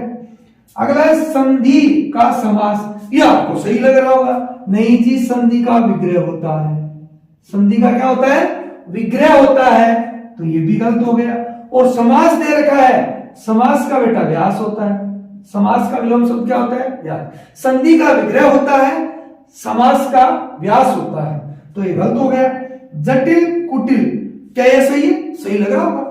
जटिल और कुटिल तो बेटा एक ही शब्द है, जटिल और कुटिल तो एक ही शब्द है, इन दोनों का होना चाहिए था सरल, क्या होना चाहिए था, सरल होना चाहिए था, तो ये ऑप्शन भी गलत हो गया। कर्कश मधुर, कर्कश मधुर, ये आपका ऑप्शन निकल के आता है, क्योंकि कर्कश का अर्थ कड़वा होता है, कड़वा बोलना, और मधुर ये मीठा, तो ये आपका ऑप्शन सही हो गया। अगला प्रश्न देखिए, निम्नलिखित में से शुद्ध वाक्य का चयन कीजिए, एकदम शुद्ध, बड़ा बड़ा अच्छा प्रश्न है, आना चाहिए। देखो उत्तर दीजिए आप, मैं देखता हूं कि इनका सही होता है। सोनम एक बुद्धिमान बालिका है, बिल्कुल सही है ना? गलत है, बुद्धिमान नहीं बेटा, बुद्धिमती। क्या होगा? बुद्धिमती। बालिका स्त्रीलिंग है तो पुल्लिंग के लिए बुद्धिमान आता है, तो स्त्रीलिंग के लिए बुद्धिमती आता है, तो ये तो गलत हो गया। अगला है आपका दर्शन करके मैं धन्य हुआ। देखो दर्शन शब्द बहुवचन होता है, दर्शन है, प्राण है, आंख है, ठीक है, ये क्या है? बहुवचन में आते हैं हमेशा। तो आंसू बहुवचन होते हैं। तो देखिए आपका दर्शन शब्द, आपके दर्शन करके मैं धन्य हुआ, आपका नहीं आएगा, गलती है यहां पर, बुद्धिमान गलत है। भक्ति काल स्वर्ण युग कहलाता है, बिल्कुल राइट है ये पंक्ति, भक्ति काल स्वर्ण युग ही कहलाता है, भक्ति काल को स्वर्ण युग कहा गया हिंदी साहित्य में। उसकी आंख से आंसू बह रहे थे, तो उसकी एक आंख से आंसू बह रहे थे, आंसू बहुवचन होते हैं, तो उसकी आंखों से आंसू बह रहे थे। किस किस का उत्तर सही है बताइए? गलत हुआ है, कोई बात नहीं, अगली बार सही होगा, ध्यान दीजिए। अगला प्रश्न है अपना, किस विकल्प के सभी शब्द चंद्रमा के पर्यायवाची है? चंद्रमा के बताओ, देखिए उत्तर दीजिए, देखते हैं आपको कितना कुछ आ रहा है इसमें। बहुत ही सरल प्रश्न है दोस्तों, बहुत ही बढ़िया प्रश्न है। पहला है करवाल चंद्रहास, क्या ये चंद्रमा के हैं? बिल्कुल नहीं है दोस्तों, ये जो है ये आपके तलवार के हैं। किसके हैं? करवाल और चंद्रहास जो है ये तलवार के पर्यायवाची है। अगला है तो ये तो नहीं हो सकता। अगला है अन्नी सहायक, ये भी नहीं हो सकता क्योंकि ये तीर के पर्यायवाची, किसके? तीर के पर्यायवाची है दोस्तों, ये भी नहीं हो सकता। नैया पोत, ये भी नहीं हो सकता क्योंकि ये नाव के पर्यायवाची, किसके है? नाव के पर्यायवाची है। तो पहले तलवार के, फिर तीर के, नाव के है। मयंक विदु, ये ऑप्शन आपका सही है, ये दोनों चंद्रमा के पर्यायवाची है। जिन्होंने भी दे ऑप्शन दिया है वो सभी बधाई के पात्र है, और जो नहीं दे पाए वो थोड़ा सा प्रयास कीजिए, ऐसे प्रश्न परीक्षा में पूछे जाते हैं। अगला प्रश्न देखिए दोस्तों, किस विकल्प में मुहावरे का अर्थ सही नहीं है? मुहावरे दिए गए हैं उनमें सही नहीं है वो पत्थर की लकीर, अमिट या पक्की बात, बिल्कुल ये तो सही है। कान खड़े होना, सतर्क होना, ये भी सही है। कन्नी काटना, पेच लड़ाकर पतंग काटना, अरे ये कौन सी बात हुई? ये तो गलत है, क्योंकि कन्नी काटने का अर्थ है मात्र औपचारिकता निभाना, औपचारिकता पूरी करना, यानी कार्य सही ढंग से नहीं करना, मात्र औपचारिकता निभाना, वो है। पेच लड़ाकर पतंग काटना नहीं है यार। सिर धुलना, पश्चाताप करना, बिल्कुल सही है। तो एक सही नहीं है, यही आपसे पूछा गया, इससे आपका आंसर हो गया। जिन्होंने ये उत्तर दिया है उन्होंने बहुत अच्छा उत्तर दिया है, वो बड़ी अच्छी मेहनत कर रहे हैं, बाकी भी मेहनत कीजिए। अगला प्रश्न है, एफिडेविट का उचित हिंदी रूपांतरण क्या है? एफिडेविट बहुत सरल प्रश्न है, दे सकते हो आप। संबंधन, सकारात्मक, शपथ पत्र, निष्ठा, सीधा ही उत्तर पड़ा है, कोई ऐसा घुमा फिरा के उत्तर है ही नहीं। शपथ पत्र होता है एफिडेविट का मतलब, कितने आपको बनाने पड़ते हैं, फॉर्म भरते हो और भरते हो, एफिडेविट लेके आओगे शपथ पत्र। निम्न में से कौन सी भाषा संविधान की 8वीं अनुसूची में सम्मिलित नहीं है? पिछले पेपर में भी ऐसा दिया था, 22 भाषाओं की लिस्ट बना के दी थी। मैंने कहा था ऑप्शन बदल के प्रश्न आ सकता है। ये 2 बार परीक्षाओं में प्रश्न पूछा गया है, जो पिछले पेपर में पूछा था उसके ऑप्शन, इसके ऑप्शन दोनों अलग है और दोनों परीक्षा में आए हुए हैं, तो ये बदलता रहता है, आपको लिस्ट ध्यान में रखनी चाहिए। बताइए, आपको उत्तर दीजिए, किसको ध्यान में है? कोंकणी, मणिपुरी, मैथिली, राजस्थानी, इनमें से कौन सी 8वीं अनुसूची में सम्मिलित नहीं है? जो 22 भाषाएं सम्मिलित थी, 14 को संवैधानिक जो दर्जा है वो मान्य दिया गया है, उनमें से कौन सी थी? देखो, कोंकणी भी है, मणिपुरी भी है, मैथिली भी थी, लेकिन राजस्थानी नहीं थी, राजस्थानी नहीं थी, पंजाबी थी। तो यहां पर ये ऑप्शन सही होता है आपका, ये सम्मिलित तो नहीं थी। याद रखें दोस्तों, किसी सरकारी पत्र का उत्तर प्राप्त होने में देरी हो जाए, कोई सरकार ने पत्र भेजा, उसका वापस उत्तर नहीं है, उसमें देरी होगी, तो पुनः याद दिलाने के लिए जो पत्र भेजा जाता है उसी क्या कहते हैं, पुनः याद दिलाने के लिए कि आपने उत्तर नहीं दिया है, तो वो पत्र क्या कहलाएगा, अनुस्मारक, तार भेजना, प्रश्नांकन, परिपत्र। बताइए कौन सा कहलाएगा? ये दोस्तों अनुस्मारक होता है, यानी पुनः याद दिलाना। तो दोस्तों ये थे अपने मॉडल पेपर 3, सीटी का जो मॉडल पेपर 3 है उसके 50 महत्वपूर्ण प्रश्न, एक से बढ़कर एक प्रश्न थे। बड़ी ही मेहनत से इसे तैयार किया है और आशा करता हूं इसी मेहनत के साथ, इसी लगन के साथ आप इन प्रश्नों को बड़ी लगन के साथ, मेहनत के साथ फिर से तैयार करेंगे। एक एक ऑप्शन को आप किस प्रकार मैंने हल करवाया उसी की तह में आप जाने का प्रयास करेंगे। जिन्होंने प्रश्न अधिकांशतः सही उत्तर दिए हैं वो बधाई के पात्र हैं। जो नहीं दे पाए उन्होंने अपनी तैयारी को परखा है, आकलन किया है कि मैं किस स्तर पर हूं, मेरी तैयारी किस स्तर पर है। तो जिनके प्रश्नों के उत्तर अधिकांशतः सही नहीं हो पाए, कम रह गए हैं, उन्हें चिंता करने की आवश्यकता नहीं है। आप फिर से मेहनत कीजिए, रिवीजन कीजिए, 2-5 दिनों में रिवीजन करोगे, वापस आप कवर हो जाओगे। आपको पता रहना चाहिए आप किस स्तर पर हो। दोस्तों मैंने इस पेपर के लिए बहुत मेहनत की है और मेहनत का फल आप है दिलाने वाले। तो ज्यादा से ज्यादा इस क्लास को आप सभी तक पहुंचाएं, अपने दोस्तों तक। नए यूजर्स है तो चैनल को सब्सक्राइब कर लें और वीडियो को लाइक और शेयर करना ना भूलें। दोस्तों बहुत अच्छी क्लास आपको इससे भी बढ़िया क्लासें मिलती रहेगी। जो पिछली क्लास में आपकी कुछ एक शिकायतें थी शायद इस क्लास में ना रहे, मैंने हर एक शिकायत को दूर करने का प्रयास किया है, क्योंकि थोड़ी क्लियरिटी की आप बात कर रहे थे, क्वालिटी की कर रहे थे। इस क्लास में शायद वो 100% दूर हो गई है। फिर भी कोई ऐसी बात होती है तो आप मुझे कमेंट करके अवश्य बता दें। नेक्स्ट क्लास में अपन और निखार लेके आएंगे। दोस्तों जो 5 मॉडल पेपरों की मैंने बात की थी, आज तीसरा मॉडल पेपर अपना पूर्ण होता है। जल्द ही मैं आपके 2 मॉडल पेपर और करवा दूंगा सीटी के।